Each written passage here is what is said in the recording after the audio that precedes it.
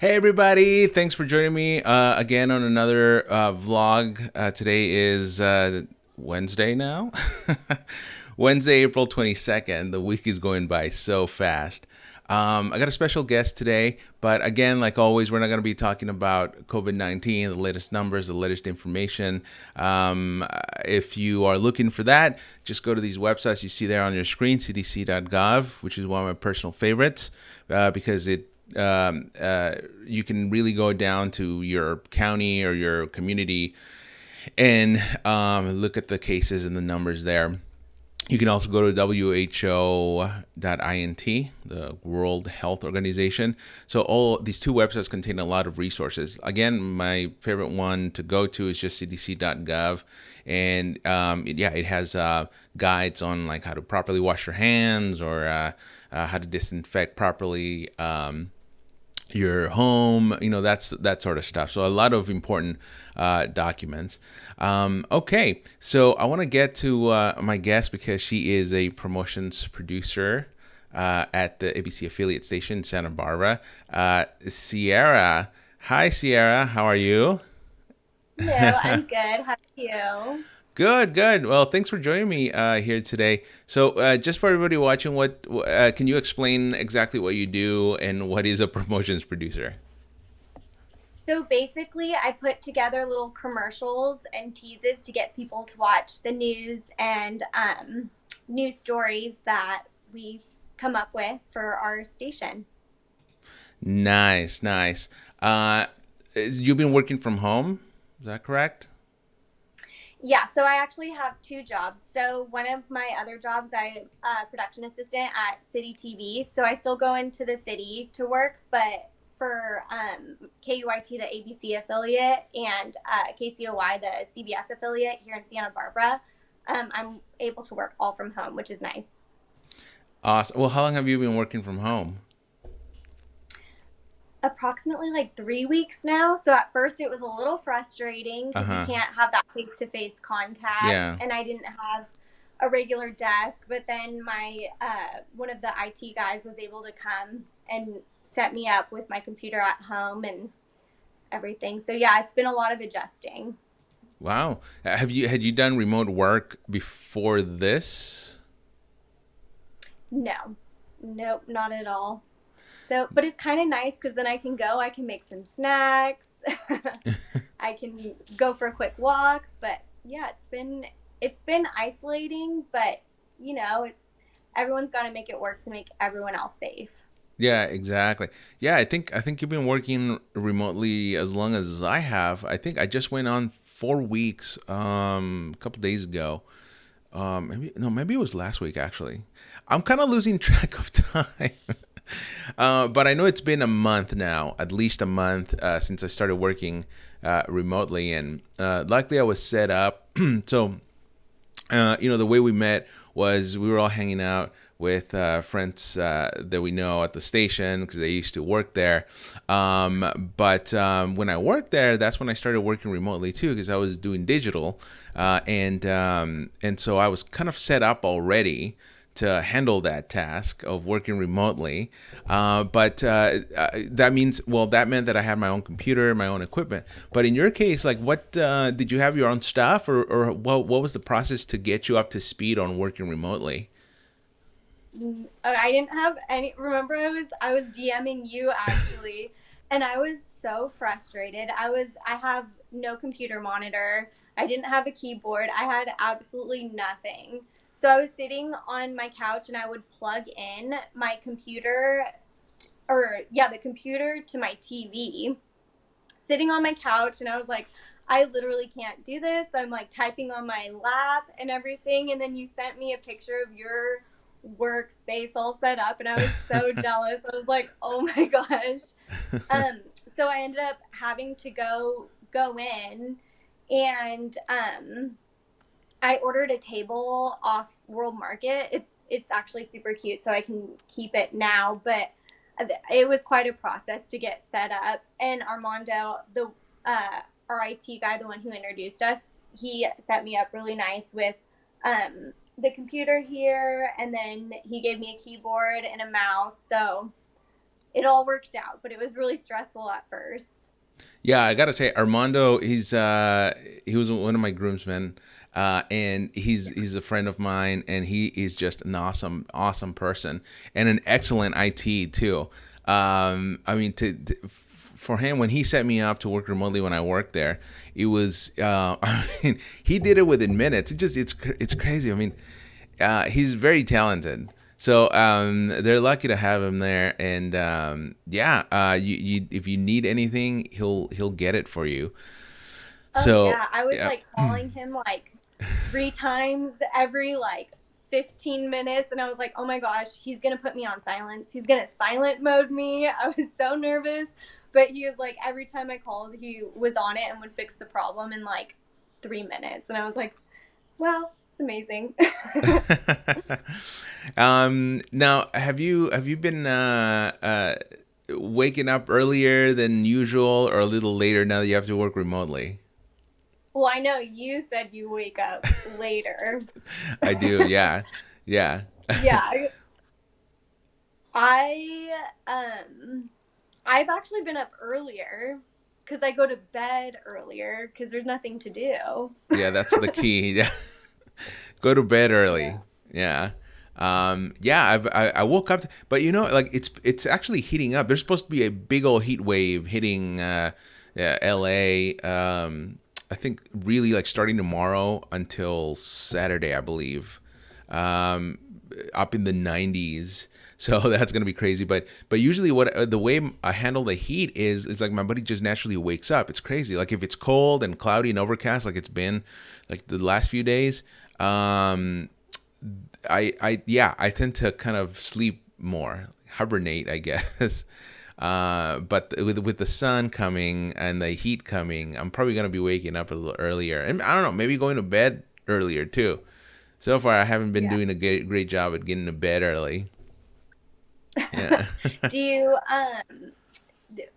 do you watch things at night? Is there like good TV on or Yeah. something, or what do you do? So the thing with me is like even when I was actually going to the station to work, um, I had I needed time to kind of decompress after getting home. So even now, I do have an office space here, so it's its own room in the home, and it's an office. So when I leave it, whether it's just to kind of walk out or I just need to breathe, need a break, I just walk out, and it's almost like leaving work behind. So that's good.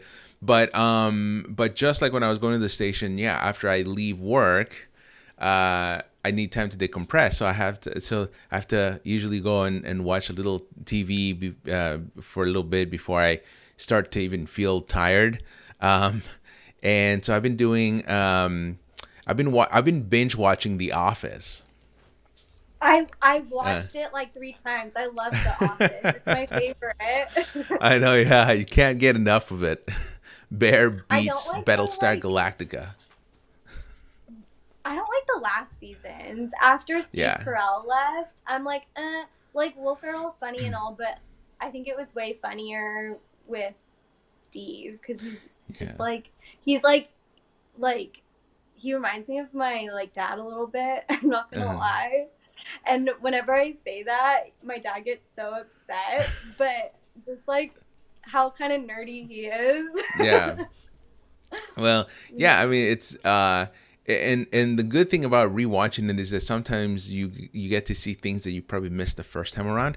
Like for example, I think it might have been maybe around that time that it was Steve Carell's last episodes and Will Ferrell came in. I think it might have been around the same time they were either making the Anchorman movies, or it might have been like right after. I can't remember, but it was around that same period of time. So watching it a second time around, I was like, oh man, like Baxter made an appearance. You know, Baxter the dog from Anchorman. He made an appearance in one of the episodes, and with Will Ferrell and Steve Carell. And on top of that, other a couple of characters there that were in those movies together that had worked together. So it was just fun to see, like knowing what I know now, kind of going back and seeing like, oh, okay, now this is a point in time when all these folks that were in this movie were working together in this TV show. It's kind of fun. And then also Tiger King, I guess. I've been watching Tiger King on Netflix, so I got through that. That was exciting. People Uh, are so yeah, like bizarre, like weird. That Tiger King, I was yeah. like, I didn't know people out there existed like that. And then I watched it and I was like, oh my goodness. I didn't Yeah, get through the whole thing. I couldn't do it. I was like, it was like, it's so, they're so strange that it makes me a little uncomfortable. I'm not gonna lie. yeah, yeah. Exactly. No, there's an extra episode, a bonus episode that just I think was released last week, and it's not really. I don't really consider it as part of the documentary. It's more like one of these after the show talk shows kind of thing. So Mhm. like AMC does this a lot. I think The Bachelor too. They shows they run the actual show, and then afterwards after it's over they have a conversation, and they invite some of the characters and just kind of talk openly about things and ask questions. This is kind of how it was. The bonus episode. It wasn't bad, but it just wasn't really part of the storyline or the plot, I guess. Mhm. Yeah, Do you but yeah. think that the main guy, so I didn't watch the whole thing, so I don't really know. I can't like say exactly what happened, but do you think the main guy is really like that kind of narcissistic in person, or do you think that was all set up for the show? Well, watching that newly released episode to the limited edition series, um, they said that's how he was, if not worse. The cameras captured something, but that he was, I guess, worse, or he's worse in person. So, and these are from people that other characters that were in the show, and also people that knew him and know him for years, and so they basically just said, yeah, what he got what was coming to him, basically. But that's what I'm saying. Like, it's an interesting episode, not really part of the plot or storyline, but it kind of gives you more insight as to who Joe really was, and if he was this guy that you saw on screen, or if he was, different off screen. But they said, like, yeah, no, he was worse in person. Oh, So I I wouldn't even bother wasting my like I don't get how, like cuz some people like that it just believe in themselves so much at everyone else's cost. yeah, I don't get how people still follow them and want to be a part of their lives, which is kind of crazy. yeah, exactly. But luckily we have other side projects to get the mind off. Like for me, I have this vlog, I have a podcast that I'm still working on. Obviously, production has been slowing down on that just because of what's happening. Usually, I kind of for the podcast, I tend to be a little bit more involved, so I tend to meet the person face to face, get an interview done, whether it's here in my little studio or out and about at a coffee shop. But yeah, lately because of the what's happening, uh, I've had to rely on remote interviewing. So either, I mean, this is my plan B if I need to get a podcast for audio, because podcasts are just audio, and that's why I have I invest a little bit more time in making it look good. But Mhm. um, the the I'm using this other software. It's a cloud-based software called Zencaster. So it's helping me gather interviews remotely, especially if the other person has a good microphone. Then it truly sounds like you're right here in the room with me. Um, so yeah, that's the projects that I'm working on. Do you have any projects that you're working on the side besides work? Besides work, I started exercising more from home. So I usually typically go on walks and stuff, but ever since coronavirus and you can't really go outside, I've tried to exercise at home. I'm not good at it at all. So it's a challenge. But Yeah. Other than that, no. I've been keeping up with friends and family a lot, so that's kept me busy. But oh, and I started reading a book called Emotional Intelligence, and that one's actually really interesting. What is it But other about? than that, so basically, it kind of gives you insight onto your emotions and how you can essentially control them. And it just almost makes you a better person, but how your intelligence, so like your IQ, doesn't necessarily, just if you have a high IQ doesn't mean that you're going to be emotionally intelligent.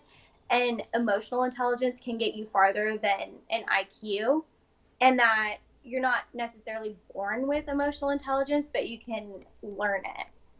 So if you like Hmm. can identify how you're feeling and monitor how you react to it, you can push yourself farther in life. Hmm.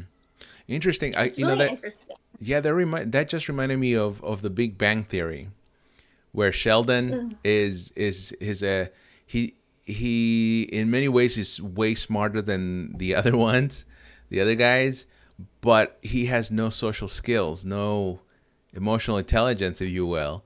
So he's always just very socially awkward because of it. But compared to the other guys that, yeah, I mean, not be as smart, but I mean, they like, what's, who's the guy that got the girl? I'm blanking out. Um, Leonard, uh, Mhm. in that show, yeah, where he gets a girl because he's not throwing in all these facts all the time. Uh, so. It's so true. It's crazy because I was relating the Mhm. book to my life and stuff. And I had a roommate in college. She was bipolar, and she was so incredibly smart. Like we took the same classes, and I would go to class, I would do my notes, I would make study guides and study for hours, and then all she would do is ask me for her notes the day of the test. She would read over my notes, we would go and take our test together, and she would always come out with a higher score, and it would frustrate me and stuff. But then when it came to like getting along with other people and interacting with our roommates and stuff, because she, and it's not her fault because it is she's bipolar and stuff, but because she can't control how she reacts to other people at times and her own emotions, it was harder for her to get along with other people.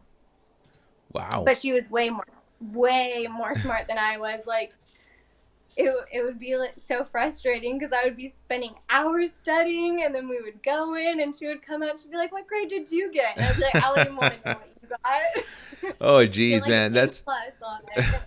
that's the same question as how much are you getting paid? How much do you get paid? That's oh man, these questions they can only get people in trouble. Um, Yeah. wow, but yeah, no, I've met people like that, and in fact, I know people like that. That yeah, they don't seem to try as hard to No. get like a good product, good grade, a good comment, good note. Um, Oh yeah, no. She was one of those like there's just some people that can read something and will memorize it and really grasp it. And she was one of those people. She didn't even have to go to lecture or anything. She could read it once on a note. And you know how notes aren't like the entire thought or the entire lecture. It's literally things you can jot down in a second. She would read that and be able to understand all the coursework. wow, Yeah, she was that's insane. brilliant, but Uh-huh. I have so many roommate horror stories from her. Like, she was crazy. I would walk in Uh-huh. I would go away for the weekend, and I would walk in, and she would be in all my clothes, my shirt What? to my shoes. And one time I walked in and I told her I was going to be home a day later than I came home, but things changed and I ended up coming home, and I walked in. She was in all my clothes, my shoes, and then she looks at me like she saw a ghost. She was stunned. She's like, oh, I didn't think you were coming back, and I was like, I can Wow. tell. Oh, geez. Well, what was her explanation? Why was she wearing your clothes? She was going on a date. I was like, she could have asked. I would have said yes, but Wow. it was funny. Yeah, she did a lot of weird things, but you know, no one's perfect. Exactly. She got Oh to work on the man. emotional intelligence, There you go. Wow. reading other people's body language. Yeah, so Wow. I was like, she's definitely one in a million, but she's got a great IQ. Yeah. Now, are you at home? Like, are you quarantining with anybody else, with a friend, a family member, or is it just by yourself? And I think you have a pet, right? Dog.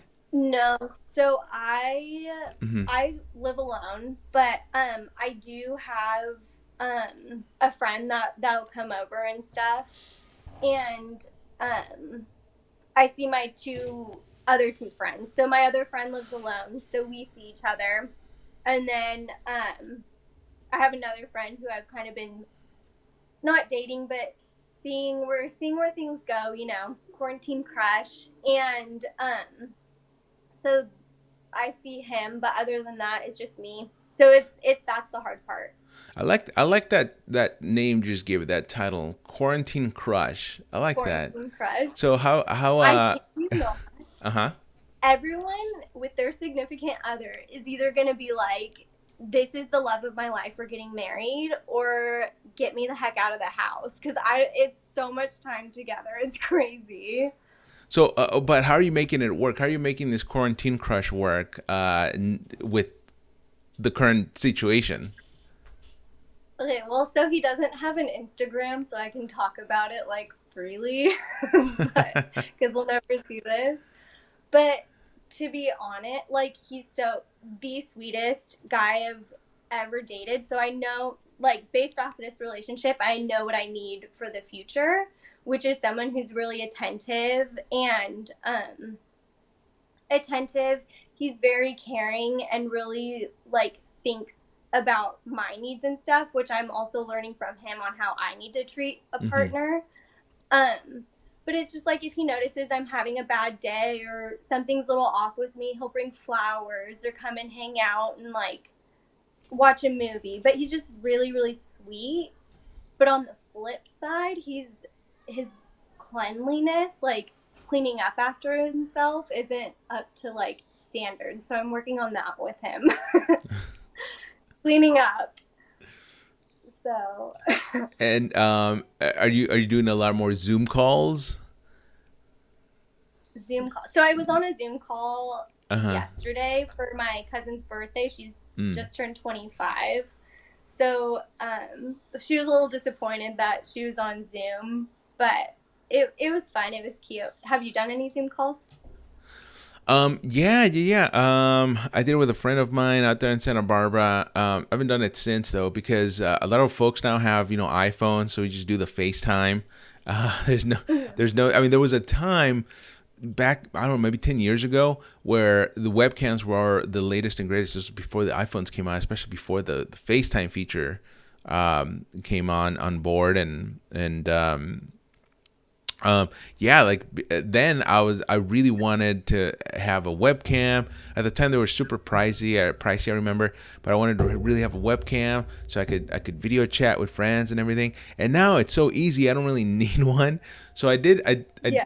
I see where Zoom comes in into play, but a lot of people now with their iPhones, maybe I don't know, maybe if you have like a different phone other than an iPhone, you might still need Zoom. I would say, but like even Facebook has like a video messaging or video chat feature. So there's just so much technological advances on that front that you can communicate with somebody just like we are doing right now, remotely.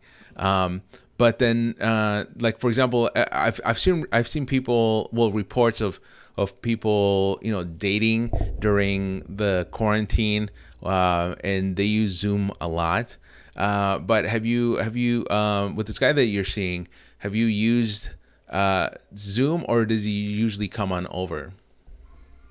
Oh no, I haven't come over. Well, this is the other. I can be kind of like go to case scenarios, which I know is the worst thing to do, and I know I can be like kind of dramatic sometimes, but I was thinking like what if COVID gets so bad that the economy crashes and people like I was thinking the purge, which I need to stop watching like scary movies, but I was thinking the purge. I was like and I'm here alone by myself. I was like I need like a man that comes over all the time that like could protect me, but that's just worst case scenario. I know it's not gonna happen.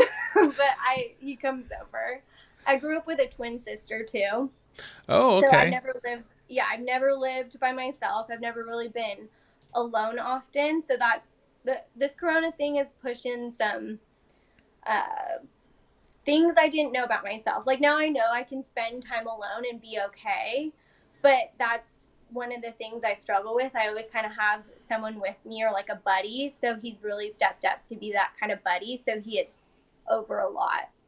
So that's one good thing that came out of quarantine. I'm building a really great friendship and with him, and we'll see how where things go. But Excellent. That's a great point you brought up. Just what this quarantine has done to you personally, and the ways that you've grown from it. Is there anything else that you've learned about yourself that you didn't know before this quarantine happened? learned about definitely that I really do rely on having so I like big groups of people I don't thrive in. I'm Mm-hmm. very one-on-one. I tend to be shyer. Mm-hmm. And then I also tend to be nervous to reach out to new people and stuff. I kind of stick to who I know and hang back and kind of like I'm better one-on-one. So after this, though, I was thinking I really do enjoy group activities more than I thought I did. So I really miss that. So when Corona ends, I also want to push myself to be more comfortable reaching out to new people and like not being afraid to say what I'm thinking, in groups and stuff. It kind of like makes me reflect on how things were before quarantine, if that makes sense. Mm-hmm. Yeah, it makes perfect sense. Um, yeah, I'm kind of like the same way. I'm. I mean, in fact, like in the last month and a week that I've been here working from home, I've only gone out really 4 times, and we're talking a little bit about this before we started the blog, but yeah, I've gone out twice to the supermarket, and then once the pet store to pick up some supplies, and then one where I just kind of drive around LA. In fact, I have a video that my wife shot this, but this is in downtown LA where I just needed to kind of get out for a little bit, and she convinced me to go out on a little drive to downtown LA, which normally I try to avoid because there's usually a ton of traffic, ton of pedestrians, and so it's I get rattled easily with all that stuff. So plus parking is usually bad. So with this, it was easy to get there, and gave me a time to actually get to know some of the areas there in downtown LA. Of course, the freeways were not that packed either, so we were there in no time. But yeah, a lot of businesses were closed. There was still a ton of people, but not necessarily as big quantities as um, normal times, I suppose.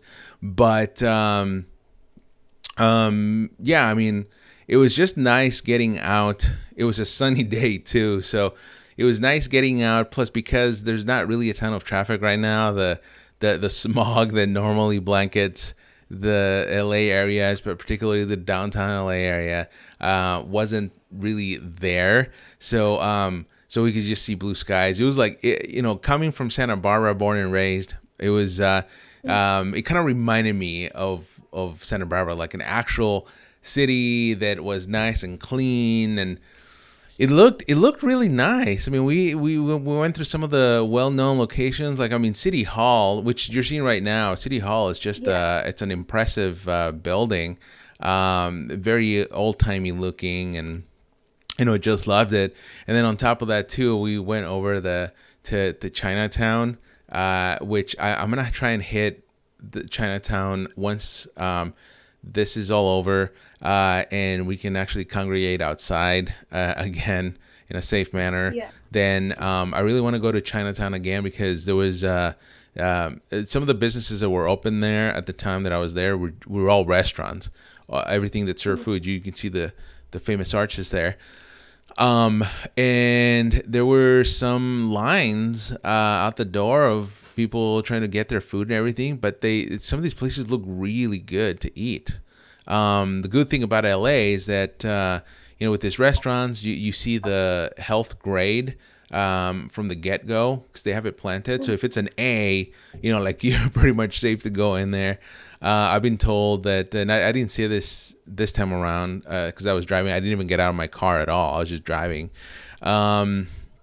But yeah, I've been told that you see different grades in Chinatown, like B's and C's. But anything with an A is generally pretty safe. So that's what I'm gonna try and hit next time. I mean, because I really do miss the food.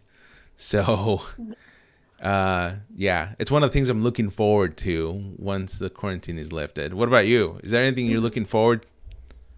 Well, looking forward to. Mm-hmm. I'm not gonna lie, and it sounds bad, and my mom's not gonna hear this though, but I'm ready to go out with some friends and go to like get. I want to get a mojito.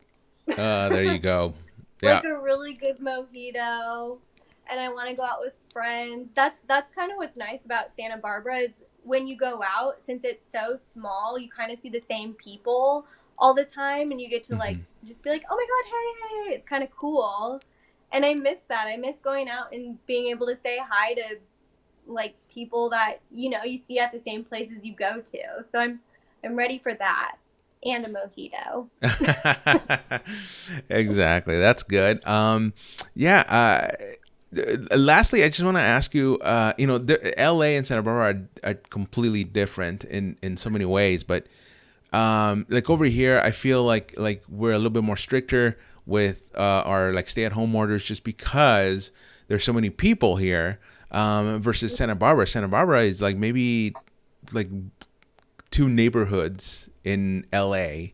That's how the population of Santa Barbara is. I think it's like 85,000, something like that. It could be less now, but what